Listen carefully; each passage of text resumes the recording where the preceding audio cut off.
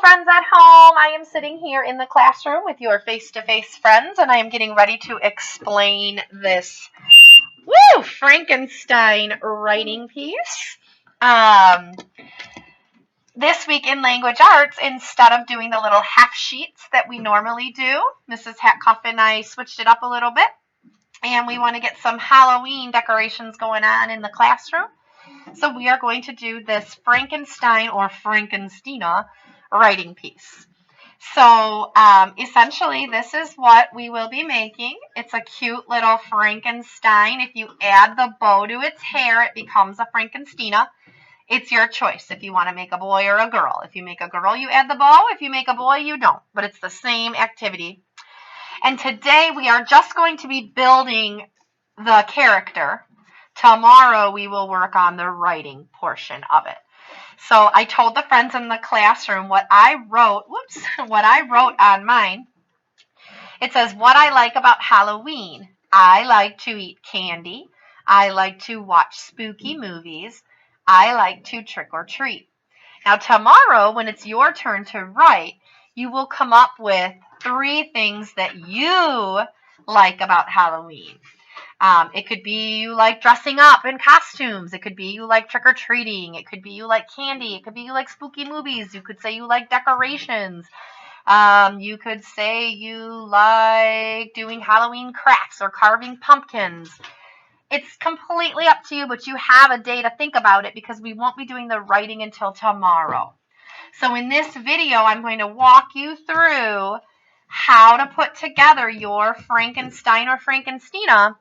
That way, it'll be all ready to go for tomorrow when we do the writing portion. Mateo's raising his hand. Do you have a question, Mateo? No? Okay, so friends at home, you have all of these pieces paper clipped together in your folder. So this is all you need today. You won't need the writing part yet. So the first thing that you will do, boys and girls, it's going to be a lot of cutting. Each time you cut out a piece, you're going to write your name. Each time you cut out a piece, you're going to write your name. Say that. Each time you cut out a piece, you're going to write your name. Beautiful. I want you to write your name on the back of the pieces, okay? That way, you're not writing on the front of it, but your name is on all of your pieces. So the first part that I'm going to cut out is the head of my Frankenstein. And when we are cutting, remember you should always keep your scissors still in front of you. Use your other hand to maneuver and move the paper around. You're just cutting on the outside track. Make sure when you get to the ears of your Frankenstein that you stop, because if you keep going, you'll chop his ear off. Turn the paper. Carefully turn the paper as you cut out his ear. And then once you have his ear cut out, you can keep going around the outside track. I know you guys are laughing, but I see it all the time. You get snipping away and you're not paying attention, and then poor Frankenstein never gets to hear again because he has no ears. So when you get to the ear, stop, turn your paper, and carefully cut out your Frankenstein head. Okay? Once you have your Frankenstein head cut out, what are you going to do? Write your name. Good job. Turn it over and write your name on the back. That way, if it accidentally falls on the floor, if it blows away, if it lands in outer space, we've got our name. So now I have these. Oh, I'm going to wait. I have these 2 pieces to cut out. These are actually going to end up being my Frankenstein hands. Do you see how he has 2 hands here? So to make it easier, I'm going to cut off this edge first. That way it just gets rid of that extra scrap so that it's not cumbersome and in my way. This can go either in the recycling bin or the trash, okay? But we don't just leave those on the floor or our desks. And then I'm going to cut out both of my hands, okay? Again, stay on the outside track. Keep your scissors in one place and move the paper with the other. I'm not chopping with my scissors. I'm just barely opening and closing them. And I'm guiding the paper around with my other hand. That way I don't chop off a whole lot of the piece. I try to stay right on that black line, that outside track, okay? You're really good. Well, thank you, but it's because I practice. Now keep your scissors on the black line. Pretend that your scissors are a train and your scissors are the train and your black lines are the track and you're trying to keep the train on the track.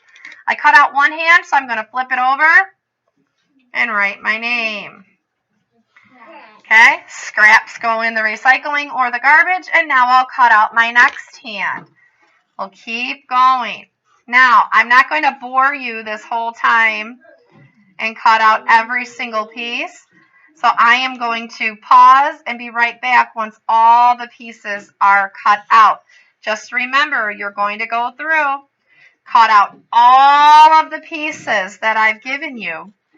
Each time you get a piece cut out, you stop and put your name on the back. Okay? So you'll keep going. You'll cut out, the black page has your hair and your legs. The blue page has your pants. The white page has the bolts that go in your Frankenstein neck. And then if you want the bow, I've got bows. If you don't want the bow, you can just recycle it. If you're at home or if you're here in the classroom, you just don't have to take a bow. Okay, so go ahead and get all your pieces cut out at home and then come back and I will show you how to assemble. Okay? All right, friends at home, welcome back. At this point, you should have all of your pieces cut out and ready to start gluing. And I am going to walk you through how to assemble your Frankenstein or Frankenstina if you're choosing the bow. So for this sample, I did put a bow in the hair. I will show that to you. For the one I'm going to put together up here, I'm not going to use the bow. Just know if you are choosing to use the bow here in the room or at home, it just gets glued right up in Frankenstina's hair. Okay? So in your folders at home, you should find a page that looks like this. And again, I told you we are not doing the writing on these today, but we are going to use this to assemble our Frankenstein today. Okay? So the first thing that you will do is take your, what I like about Halloween page, and you're going to take your Frankenstein head, and you're going to glue it right up along the top edge, barely on there, okay? So this little teeny tiny white strip that you see at the top, that's where we're gluing it. Now, for the friends at home, once you send these in, either to me or to Mrs. Hatkoff for us to hang up, we are going to take this piece of purple construction paper, and we will put it behind your white paper so that it holds together nicely. When we were putting together the folders, we forgot to slip these purple pages in there, the one that goes behind the paper.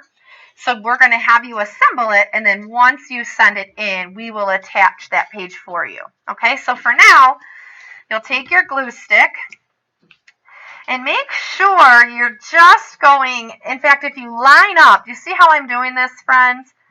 That way I know exactly where I need to put the glue, and I don't put too much or too little. So right along that edge, and you want to do it not so thick that it's chunky, but thick enough that it's going to hold your Frankenstein's head in place, because if you don't do it thick enough, it's just going to fall apart. Okay, so once you have the head glued on, that's the first step. Now, this little ricky-racky piece, if you were not sure, this is Frankenstein's hair. And this gets glued onto the top of Frankenstein's head like this. Now, I like to do it so that the points come down like bangs on Frankenstein's head. I have seen some kids in the past flip it upside down so it kind of looks like a spiky hair. But it really, if you want it to look like the monster that it's supposed to be, you should put it so that they're hanging down towards his eyes. So go ahead and put your glue on the top of Frankenstein's head like this. And again, do it thick enough that it's going to hold, but not so thick that you're leaving chunks everywhere. And then you attach his hair close to the top as you can get it. Make sure it's kind of centered and then press it down real good. And again, at this point, if you did cut out that bow, you can glue the bow on either side or the top. If you're not choosing to use the bow, your head is all done.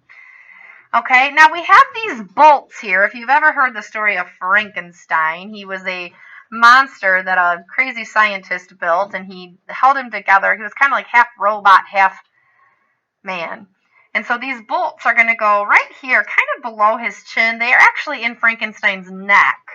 But since we don't have a full neck here, if you just put a little bit of glue on either side of his chin like that, then you can stick the bolts on 1 and 2, and it will look like they are popping out of his neck. Okay, so that's the next step. After you do that step, you're going to take your pants, and your pants are going to get glued. Just like we glued the head to the top, you're going to glue your pants to the bottom, okay? So you can either put them right behind or right on top. I find that it's probably easiest if you just do a strip of glue right along the top of your pants like this. And then slide, kind of make sure it's centered. And then always make sure you're pressing it down really good, because with glue stick, that press is so important. Okay, so now we have our legs that are ready to go. And I'm going to flip the screen around here for you just so that I can work this way and you can still see what's going on. Okay, so then the next step is going to be gluing these legs. And there's a couple different ways. The legs you're going to glue behind the pants, okay? You don't want to glue them on top of the pants, because then that looks silly. You want to make sure you glue them to the back of the pants so it looks like he's wearing the pants. And you can either, you see how his feet, both his toes are pointing in? You can do it that way, so both toes are pointing in. If you want to have him look like he's walking, you can have both toes facing the same way. Or you can have both toes facing out. That part is really up to you. It's whatever you prefer. So what you will do, in this one, I did his legs facing out. I think for this one, I'm going to have him have what we call the inaction leg, where he looks like he's walking. Oh, I just put the glue on, so now he's not going to look like he's walking. He's going to have his legs facing out. Okay, so there's 1, and there's 2. Looks like he's wearing the pants, and remember, give it a good press. So there we go. We've got the feet sticking out of the pants. We've got the head is on there nicely, and now I'm going to flip my screen back around because I have one final step. The last step that you will do are the hands. God bless you. Now you want to make sure when you glue these hands on that you are not covering up the lines, because that's where your words are going to go tomorrow when we do the writing. So what I suggest is take the glue and put it on the white part on either side of your writing piece. And then when you glue your hands on, make sure that your fingers are not covering up the lines for your writing. So now, dun, dun, dun, your Frankenstein is all put together. And for the friends at home, don't forget, once you send this in, let me make it a little taller here. Once you send this in, Mrs. Hatcuff and I will take that purple piece and put it behind there for you. Again, I forgot to put that in your folder, so no worries. It'll still look perfect. And then we'll get those hung up in the classroom, okay? So if you have any questions, reach out, but I think it's pretty simple to do once you've seen the video. I look forward to seeing these. And again, no writing today. That will take place tomorrow. So all you have to do today is get your little guy assembled. And I cannot wait to see how cute these all look. We'll see you later, friends at home.